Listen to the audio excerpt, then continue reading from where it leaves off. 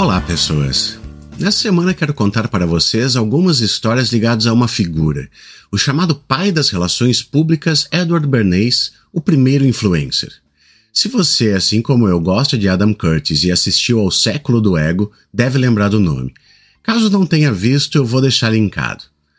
Como sempre, antes de começar, tenho que dar aquele avisozinho. Se você gosta do Vira Casacas, do Aparte, do RT Comentado, enfim, de tudo que a gente faz, considere apoiar a gente no apoia.se/viracasacas ou na orelo.cc. Esse apoio é muito importante para a gente continuar. Vamos lá. Edward Bernays teve uma trajetória única desde seu nascimento em Viena em 1891 até se tornar uma figura emblemática nos Estados Unidos. Bernays era parente de Sigmund Freud por dois lados. A irmã de Freud, Anna, era a mãe de Bernays e seu pai, Elie, um comerciante de grãos, era irmão da esposa de Freud, Martha. No seu documentário, Adam Curtis gosta de expor bastante a respeito da ligação dos dois, mas eu traçarei alguns comentários sobre isso no final. Após estudar agricultura na Universidade de Cornell, Ed Bernays se mudou para Nova York, onde rapidamente se desviou de sua formação inicial para mergulhar no mundo do jornalismo, trabalhando em 2 revistas juntamente com um amigo seu. Foi nesta função que Bernays teve a oportunidade de mudar de ares. A revista onde trabalhava publicou um artigo sobre a obra de um dramaturgo francês chamada Damaged Goods, uma peça sobre um homem com sífilis que se casa e depois tem um filho sifilítico. A peça atacava os padrões prevalecentes do puritanismo, uma vez que falar sobre doenças sexualmente transmissíveis era um tabu na época. Bernays decidiu jogar com os sentimentos do público, algo que seria uma constante em sua carreira. Bernays e seu parceiro na revista leram que o ator Richard Bennett estava interessado em produzir a peça e escreveram a ele oferecendo ajuda, o que ele prontamente aceitou, estimulando o jovem editor e prometendo recrutar atores que trabalhariam sem remuneração. Ele só teria que arrecadar dinheiro para a produção. Ed ficou tão entusiasmado que se ofereceu para financiar a produção, mesmo sem ter condições para arcar com qualquer despesa. O que faria posteriormente lhe deu valiosas pistas para o futuro. A chave para Damaged Goods, percebeu ele, era transformar a controvérsia numa causa e recrutar apoiadores que já eram modelos públicos. A gente poderia chamar hoje de influenciadores. Ele então formou um comitê com figuras de famílias conhecidas, como os Rockefeller, os Vanderbilt e Roosevelt. O comitê foi mais eficaz do que se imaginava. Centenas de cheques foram recebidos e depoimentos foram oferecidos por famosos como Rockefeller. Os males decorrentes da prostituição não podem ser compreendidos até que uma discussão franca sobre ele seja possível, disse o magnata do petróleo. Esta foi a primeira vez que Ed ou qualquer outra pessoa reuniu um grupo de frente tão distinto. E o seu sucesso em utilizar influencers e em transformar um produto em uma causa garantiu não só que ele usaria novamente essa técnica, mas também que outros a usariam no futuro. Alguns anos mais tarde, até seu casamento se tornaria um golpe publicitário. Em 1922, ele se casou com Doris Fleischmann, que compartilhava de suas visões tidas à época como progressistas. Eles optaram por uma cerimônia simples, sem amigos ou familiares, quase um segredo guardado a 7 chaves. Logo após o casamento, o casal se dirigiu ao Waldorf Astoria para a lua de mel. Aí que a mente estratégica de Bernays brilhou. Ele convenceu sua nova noiva a se registrar com ele no hotel com o nome de solteira, o que era um fato chamativo à época, para não dizer escandaloso. Ele sabia que isso desencadearia uma política que ele, como relações públicas do hotel, havia instituído, segundo a qual a imprensa seria imediatamente notificada sobre qualquer coisa interessante que acontecesse lá. Neste caso, a notícia era de um casal que estava prestes a ocupar uma suíte e havia assinado como Edward Bernays e esposa Doris Fleischmann. O resultado: manchetes nos Estados Unidos e no exterior proclamando: esta noiva é registrada sob seu nome de solteira, ou, mais simplesmente, independente. Mais de 250 jornais publicaram histórias explicando como, pela primeira vez, uma mulher casada se registrou no Waldorf com o marido usando um nome diferente, e o elegante e antigo hotel permitiu isso. Os holofotes pararam em seu cliente e, claro, nele. Alguns anos antes, foi seu trabalho durante a Primeira Guerra Mundial que realmente definiu a direção de sua carreira futura em relações públicas. Recrutado para trabalhar no Comitê de Informação Pública, Bernays foi parte de uma equipe encarregada de promover o suporte dos Estados Unidos ao esforço de guerra, uma missão que o levou a aplicar suas habilidades de maneira inovadora e, às vezes, controversa. Vamos lembrar, houve uma época em que os Estados Unidos resistiam em entrar em uma guerra. Tendo a oportunidade de servir, Ed recrutou dezenas de empresas americanas para distribuir literatura sobre os objetivos de guerra dos Estados Unidos e colocar propaganda de guerra nas janelas de 650 escritórios no estrangeiro. Ele distribuiu cartões postais aos soldados italianos no fronte para que pudessem levar o moral em casa e plantou propaganda atrás das linhas alemãs para semear a dissidência. Ele organizou comícios apresentando combatentes pela liberdade da Polônia, Tchecoslováquia e outros estados que estavam ansiosos por se libertarem do Império Austro-Húngaro. O trabalho de Bernays no comitê não era apenas vender a ideia da guerra para os americanos. Era sobre moldar a percepção pública de maneira que o envolvimento dos Estados Unidos parecesse não apenas necessário, mas uma questão de dever patriótico. Ele aplicou as técnicas psicológicas para tocar nos medos e aspirações do público americano. Bernays ajudou a transformar a opinião pública, que era inicialmente contra a entrada dos Estados Unidos na guerra, em um clamor de apoio ao envolvimento militar. Esse uso de medos e desejos foi o que Bernays extraiu da obra de seu tio e pretendia usar com maestria. Uma das táticas que ele utilizou foi a criação de eventos que pareciam espontâneos e orgânicos, mas que eram cuidadosamente orquestrados para gerar cobertura de imprensa favorável. Ele também estava profundamente envolvido na promoção de cartazes, panfletos e outros meios de comunicação que dramatizavam a necessidade da guerra e o papel heróico que os Estados Unidos poderiam desempenhar nela. A ideia era criar uma narrativa convincente que alinhasse os valores americanos com os objetivos da guerra. Convencer pessoas a lutarem uma guerra sangrenta ou apoiar ela era difícil. Mobilizar os sentimentos das pessoas em relação a valores, nem tanto. Sua atuação foi tão eficaz e reconhecida que ele foi convidado para participar da Conferência de Paz em Paris em 1919. Após a guerra, Bernays refletiu sobre o poder da mídia e da comunicação para moldar a opinião pública de maneira tão profunda e decisiva. Ele começou a ver as relações públicas não apenas como uma forma de vender produtos, mas como uma ferramenta essencial para a gestão da opinião pública em todas as áreas, desde o comércio até a política. O sucesso de suas campanhas durante a guerra confirmou para ele que as técnicas que ele havia desenvolvido podiam ser aplicadas não apenas em tempos de conflito, mas em qualquer situação onde a opinião pública precisasse ser dirigida ou alterada. Eu gostaria agora de falar a respeito de algumas das principais campanhas publicitárias realizadas por Bernays que tiveram impactos duradouros. Os magnatas do tabaco dos Estados Unidos obtiveram um triunfo durante a Primeira Guerra Mundial. Quando os Estados Unidos entraram na guerra, os cigarros eram considerados desagradáveis, se não pouco masculinos. A maioria dos homens preferia charutos, cachimbos ou tabaco de mascar. Os cigarros, porém, revelaram-se mais convenientes nas trincheiras e o tio Sam começou a colocar eles nas rações dos soldados, o que resultou na mudança de hábitos de fumar de muitos trabalhadores. Os cigarros agora eram coisas viris, coisa de guerreiros.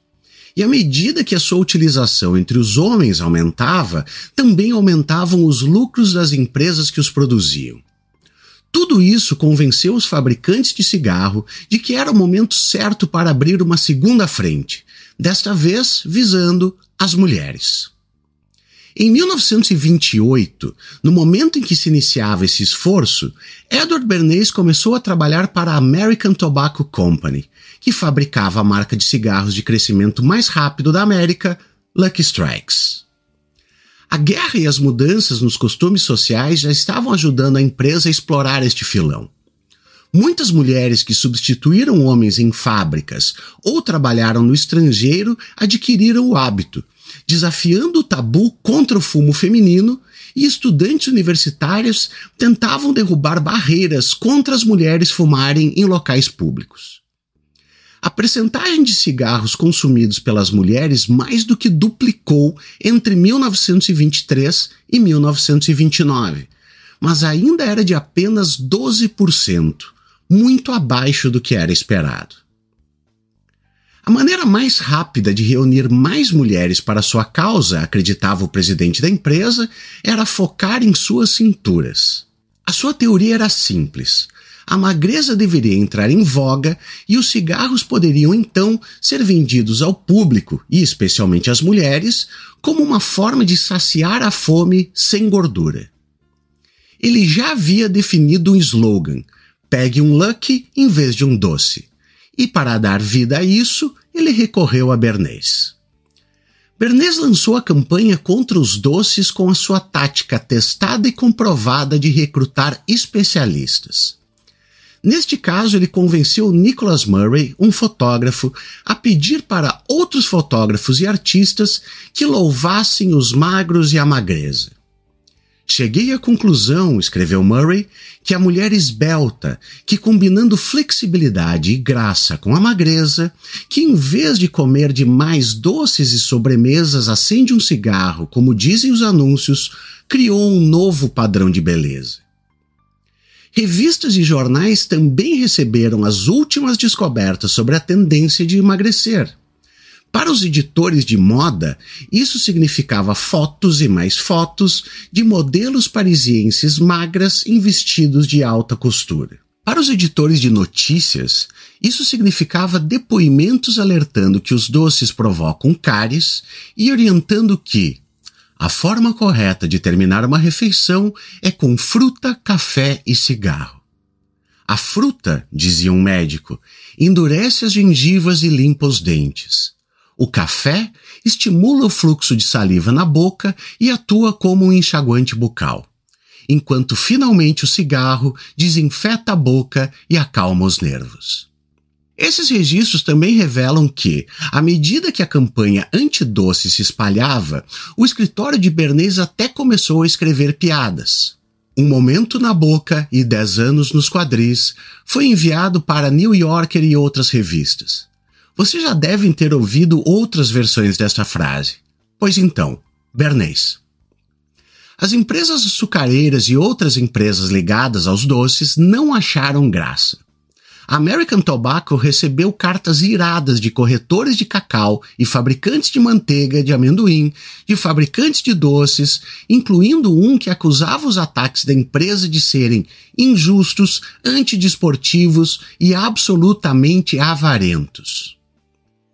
O interessante é que o próprio Bernays nunca fumou, embora sua esposa Doris tenha fumado durante vários anos. O homem que ajudou a persuadir dezenas de milhares de americanas a abandonar os doces em favor dos cigarros, admitiu mais tarde numa entrevista: "Nunca gostei do sabor do tabaco. Eu prefiro chocolate."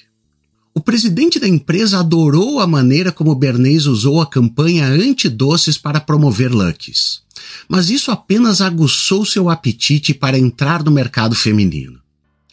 Assim, no início de 1929, ele convocou Bernays e perguntou: "Como podemos fazer com que as mulheres fumem na rua? Elas estão fumando dentro de casa.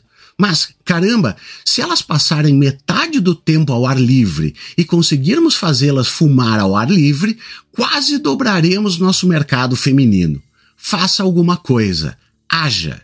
Ed compreendeu que enfrentavam um tabu social que lançava dúvidas sobre o caráter das mulheres que fumavam, mas ele não tinha certeza da base da inibição ou de como esta poderia ser ultrapassada. Ele então conseguiu que a empresa concordasse em pagar uma consulta com o Dr. A. Brill, um psicanalista. Ele aconselhou: é perfeitamente normal que as mulheres queiram fumar. A emancipação das mulheres suprimiu muitos dos seus desejos femininos. Mais mulheres agora fazem o mesmo trabalho que os homens. Muitas mulheres não têm filhos. Aquelas que têm menos filhos. Os traços femininos são mascarados. Os cigarros, que são equiparados aos homens, tornam-se tochas da liberdade. Isso tocou um sinal para Bernays. Ele adorou o termo. Por que não organizar um desfile de mulheres acendendo as suas tochas da liberdade? E mais, fazer isso no domingo de Páscoa, feriado que simboliza liberdade de espírito, na Quinta Avenida. Ele reuniu então uma lista de 30 mulheres com um amigo da revista Vogue e depois enviou a cada uma delas um telegrama assinado por sua secretária. No interesse da igualdade dos sexos e para combater outro tabu sexual, eu e outras jovens acenderemos uma tocha da liberdade, fumando cigarros enquanto passeamos pela Quinta Avenida no domingo de Páscoa, explicou o documento. A marcha real ocorreu de maneira mais tranquila do que os roteiristas imaginavam. 10 jovens compareceram, marchando pela Quinta Avenida, com suas tochas da liberdade acesa, e os jornais adoraram. Fotos em 2 colunas mostravam mulheres elegantes, com chapéus largos e casacos de pele, cigarros segurados ao lado do corpo, enquanto desfilavam pela ampla avenida. As matérias foram publicadas no dia seguinte, geralmente na primeira página, em jornais de vários locais. Durante os dias seguintes, foi relatado que as mulheres saíram às ruas, segurando cigarros nas mãos, em diversas cidades. A manchete do Star de Ventura, Califórnia, sugeria que a marcha pode ter alcançado seu objetivo, e algumas semanas mais tarde, os teatros da Broadway criaram rebuliço ao admitirem mulheres no que antes eram salas para fumantes apenas para homens. O alvoroço que ele provocou foi esclarecedor para Bernays. Aprendi que costumes antigos poderiam ser destruídos por um apelo dramático, divulgado pela mídia. É claro que o tabu não foi completamente destruído, mas um começo foi feito. Alguns pesquisadores afirmam que a campanha não teve todo o impacto alardeado, enquanto outros acreditam que a estratégia de Bernays funcionou, levando a mais fumantes, mais lucros e, claro, mais doenças. Ao ligar o consumo de um produto a um valor, a liberdade, Bernays chegou ao seu objetivo. Mas não foi só isso. Hoje, quando pensamos no café da manhã nos Estados Unidos, provavelmente o que vem à mente é um prato com ovos mexidos e bacon, certo? Pois bem, isso nem sempre foi assim. Até a década de 1920, o café da manhã de um estadunidense médio era composto por torrada, suco e café. Talvez cereal estivesse na mesa. Breve parêntese. O nosso famoso sucrilhos ou cornflakes foi inventado por John Kellogg em busca de um alimento sem gosto que minimizasse o apetite sexual, a excitação e a masturbação. O irmão dele foi quem sugeriu adicionar açúcar, mas isso é papo para outra hora, fecha parênteses, voltando. Esse café da manhã frugal era um problema, e a indústria do bacon estava em dificuldades. Foi então que um grande produtor de bacon, a Beech-Nut Packing Company, contratou Bernays para ajudar a restaurar as vendas. Bernays decidiu que não iria usar a tática de diminuir a importância de outros alimentos, mas melhor, iria transformar os hábitos alimentares de todo um país. Ele convenceu então um famoso médico de Nova York a escrever a seus colegas perguntando se eles apoiavam cafés da manhã fartos ou leves. A opção por fartos ganhou por muito. Os jornais espalharam a notícia, as pessoas, claro, seguiram os conselhos dos médicos, e as vendas dos 2 itens mais identificados com grandes cafés da manhã, bacon e ovos, dispararam. Assim, a combinação perfeita para a obstrução arterial ficou para sempre ligada ao léxico dos Estados Unidos, bem como à mesa do café da manhã dos estadunidenses. A campanha pelo bacon ressalta uma prática comum nas estratégias de Bernays: a utilização de autoridades respeitadas como médicos para validar um produto. Esta tática de terceirização da credibilidade não só fortaleceu a eficácia da campanha, mas também estabeleceu um precedente para futuras estratégias de marketing e relações públicas, onde a opinião de especialistas é frequentemente usada para moldar a percepção pública em relação a uma variedade de produtos e serviços. 9 em cada 10 dentistas concordam com isto.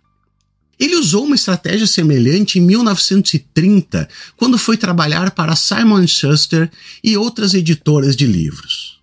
Onde houver estantes de livros, haverá livros, raciocinou ele.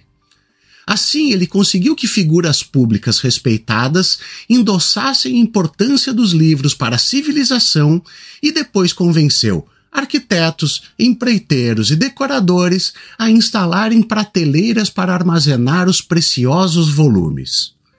Esta é a razão pela qual tantas casas dessa época possuem estantes para livros.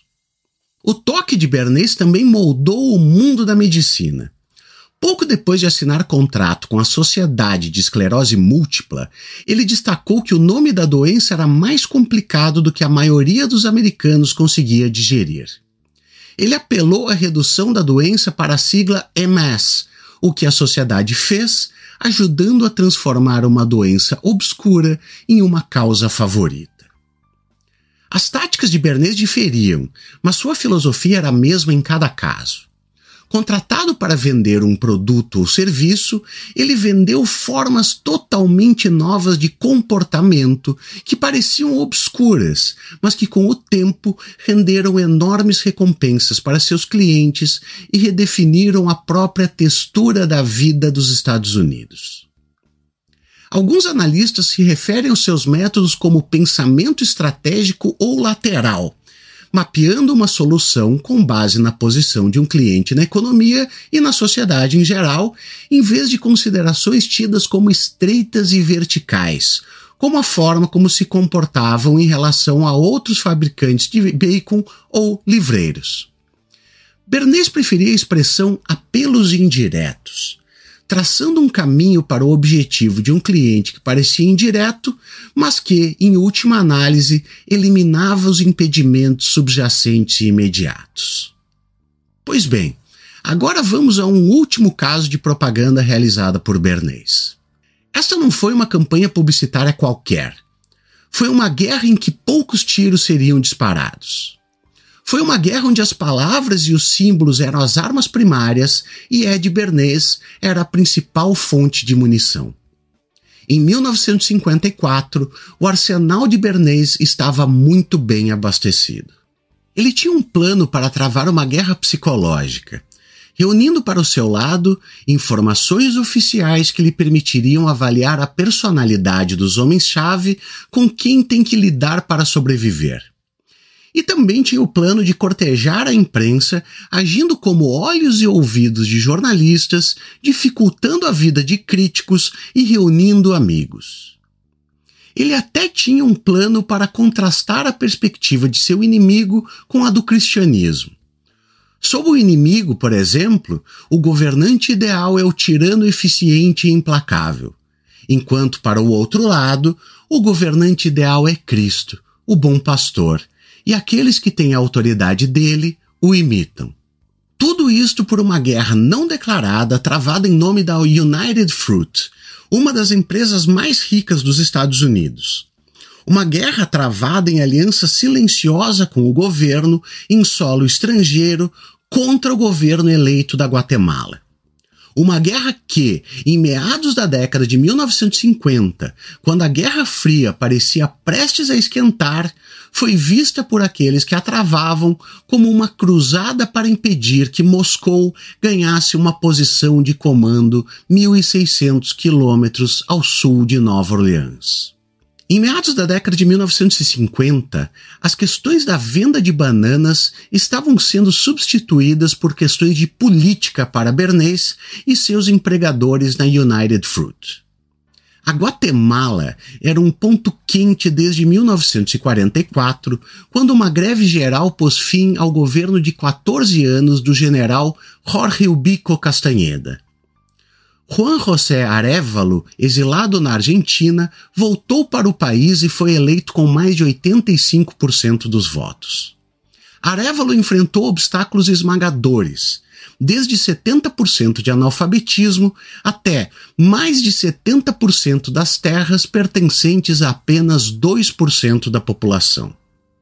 Mas ele começou a fazer mudanças, introduzindo um sistema político democrático, supervisionando a construção de novas escolas e hospitais, estabelecendo uma rede de segurança social e dando aos trabalhadores o direito de organização e greve. Ele também buscou uma reforma agrária limitada e conseguiu sobreviver a mais de 2 dúzias de conspirações para derrubá-lo. Em março de 1951, Arévalo foi sucedido por seu ministro da Defesa, Jacobo Arbenz Guzmán. Arbenz acelerou o ritmo da mudança, promulgando um modesto imposto sobre a renda, melhorando estradas e portos e, mais significativamente, implementando um plano para redistribuir terras não cultivadas de grandes plantações, pagando os antigos proprietários com títulos do governo. Entre 1952 e 1954, o governo Arbenz confiscou e entregou a 100 mil famílias pobres 1,5 milhão de acres, incluindo, em março de 1953, cerca de 210 mil acres de propriedade da United Fruit. A empresa frutícola tinha escolhido a Guatemala meio século antes, em grande parte devido ao seu governo cooperativo. Essa escolha foi reforçada ao longo dos anos, à medida que os líderes guatemaltecos isentavam a empresa de impostos, permitiam importar mercadorias com isenção, ajudavam a manter o controle do único porto marítimo atlântico do país e de praticamente todos os quilômetros de estradas de ferro e garantiam, claro, que os trabalhadores não ganhariam mais de 50 centavos por dia. Era o sonho de um capitalista. Quando Arévalo assumiu, a United Fruit era o principal proprietário de terras, empregador e exportador da Guatemala. O governo de Arévalo levantou uma bandeira vermelha para a empresa. Os trabalhadores entraram em greve nas suas plantações de bananas e no seu porto marítimo, forçando ela pela primeira vez a fazer concessões. E a empresa foi apontada como o símbolo mais flagrante do odiado imperialismo Yankee na Guatemala. Se Arévalo era um presságio, Arbenz era a realização de uma temida profecia. Ele queria construir uma autoestrada para o Atlântico para quebrar o domínio da United Fruit sobre o transporte terrestre, um segundo porto para competir com as instalações da empresa e uma central hidrelétrica para acabar com o quase monopólio dos fornecedores de energia apoiados pelos Estados Unidos. Ele também queria adquirir outros 177 mil acres de terras da empresa de frutas, elevando o total para quase 400 mil. A empresa seria reembolsada em cerca de $3 por acre, já que esse era o valor que a United Fruit alegara nas suas declarações fiscais que as terras valiam, muito menos do que os $75 por acre que reivindicou quando as terras foram expropriadas. Imagina se a moda pega. Tudo isso reforçou os alarmes que Bernays vinha soando desde que visitou a região no início do regime de Arévalo. Ele advertiu que agora a Guatemala estava madura para a revolução e que os comunistas estavam ganhando cada vez mais influência sobre os líderes do país e aconselhou a empresa a exigir que os Estados Unidos interviessem para controlar esta ameaça tão perto da sua fronteira. Os dirigentes da empresa não ficaram convencidos no início, mas Bernays seguiu em frente e, à medida que a situação política na Guatemala esquentava, ele intensificou a sua contraofensiva. A arma seria moldar a opinião pública. Repórteres e colunistas estavam dispostos a ver os trópicos através das lentes de Bernays. Em janeiro de 1952, ele levou um grupo de jornalistas para uma viagem de 2 semanas pela região. O pai das relações públicas insistiu que os jornalistas eram livres para ir onde quisessem, falar com quem quisessem e reportar livremente as suas descobertas. E reagiu ainda com raiva às sugestões feitas em anos posteriores de que a viagem era manipuladora. Um funcionário de relações públicas da United Fruit, porém, escreveu em suas memórias que aquela viagem e outras semelhantes foram feitas sob a orientação cuidadosa da empresa e, é claro, às custas da empresa. As viagens foram realizadas para coletar informações, mas o que a imprensa ouviria e veria era cuidadosamente encenado e regulamentado pelo anfitrião. O plano representou uma tentativa de comprometer a objetividade. Os próprios memorandos da empresa e do próprio Bernays deixam claro que ele usou todos os seus artifícios de relações públicas para garantir que os editores concordassem com a posição da United Fruit sobre o conflito. Afinal, comprometer a objetividade era o que ele fazia para viver. Os resultados de suas viagens aos trópicos foram indiscutíveis. Cada vez mais, histórias soavam o alarme sobre a Guatemala. Como recordou Bernays sobre os jornalistas que viajaram com ele, depois do seu regresso, como eu tinha previsto, o interesse público pela região disparou neste país. As histórias publicadas falavam dos esforços na Guatemala para gerar o ódio ao capital monopolista Yankee e ao imperialismo. Em junho de 52, Bernays abordou o tema da guerra psicológica. Apresentou ao chefe da United Fruit o seu plano para atividades psicológicas destinadas a desenvolver um melhor clima de opinião pública. Ele queria pagar pesquisadores para fazer uma análise que, segundo ele, nos permitiria, se possível, mostrar o paralelo do pensamento dos líderes guatemaltecos com o pensamento de líderes marxistas soviéticos. Os arquivos de Bernays deixam claro que um pesquisador cujo nome foi mantido em sigilo fez uma análise de conteúdo de 25 páginas e analisou quase 17.000 palavras proferidas pelos líderes da Guatemala e comparou elas com declarações dos líderes soviéticos, concluindo que havia uma sobreposição substancial em questões como a forma como os Estados Unidos eram vistos. Nos discursos da Guatemala, afirma o relatório, todos os itens mencionados de forma quase literal são frequentemente encontrados em mensagens de propaganda soviética. Os acontecimentos na Guatemala entraram em alta. A administração Eisenhower intensificou a pressão sobre Arbenz. O presidente guatemalteco respondeu endurecendo a sua posição e, mês após mês, a situação evoluiu para o confronto.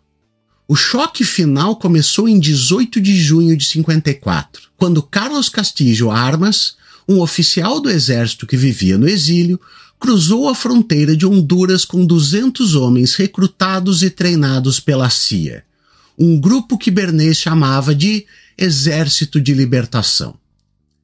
Esta invasão, apoiada por um ataque aéreo da CIA, atingiu rapidamente seu objetivo e, em 27 de junho, uma junta militar assumiu o controle da Guatemala. Armas foi nomeado presidente uma semana depois, Arbenz deixou o poder e o Congresso foi dissolvido. A maioria dos analistas concorda que United Fruit foi a força mais importante na derrubada de Arbenz e que Bernays foi o propagandista mais eficaz da empresa de frutas, promovendo o estabelecimento de uma república das bananas. Eu penso que esses casos demonstram muito bem a atuação e a relevância de Bernays, bem como suas táticas. Passamos ao momento das notas pessoais. Como eu falei lá no início, eu gosto muito do Adam Curtis, mas acho que ele dá umas bolas fora quando fala da psicanálise no século do ego. Me parece que tudo que ele generaliza em relação à psicanálise é uma interpretação tipicamente estadunidense de conceitos e aplicações. Se alguém não conhece as bases psicanalíticas e vê o documentário, vai ficar com um viés bem negativo. Outra coisa que me parece é que o Curtis exagera na influência de Freud sobre Bernays. Em cada ponto desse que eu coloquei, o Curtis diria que é a aplicação das ideias de Freud. Não é bem assim. Bernays acreditava que podia moldar a opinião pública e elaborar uma engenharia do consentimento quando tratava das massas. Não é à toa que as ideias de Bernays chegaram a Goebbels e os nazistas. Quem já leu Le Bon e a Psicologia das Massas sabe que isso não é um manual. Bernays pensava em manipulação e na ligação de sentimentos a produtos, seja para consumo ou para se ter ideias.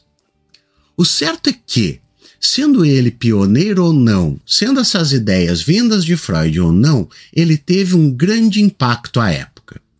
As táticas de Bernays ainda são utilizadas, seja com o uso de especialistas para recomendar produtos ou mudança de hábitos, seja com a ligação de sentimentos ao consumo de produtos e ideias. Quando anunciam a nova SUV da marca X, você não compra um automóvel que não precisa. Você compra a liberdade de andar pelas dunas de uma praia distante, acessível só para veículos com tração nas 4 rodas. Não importa se você nunca vai fazer isso. Quando você deixa de lado aquela comida que gosta para tomar um suplemento, você está seguindo as recomendações do maior especialista do mundo naquele assunto, ou porque um bando de influências que por algum motivo influenciam alguém mandaram você fazer isso. Quando apoiam o massacre de crianças em algum país, não é por maldade, é para defender os valores ocidentais contra aqueles que querem destruir eles. Todos lembram do início do atual massacre de palestinos por Israel e da notícia falsa sobre a decapitação de bebês. Esta é uma tática que Bernays assinaria embaixo. Finalizo com um trecho do artigo sobre Bernays que eu deixei nas fontes utilizadas.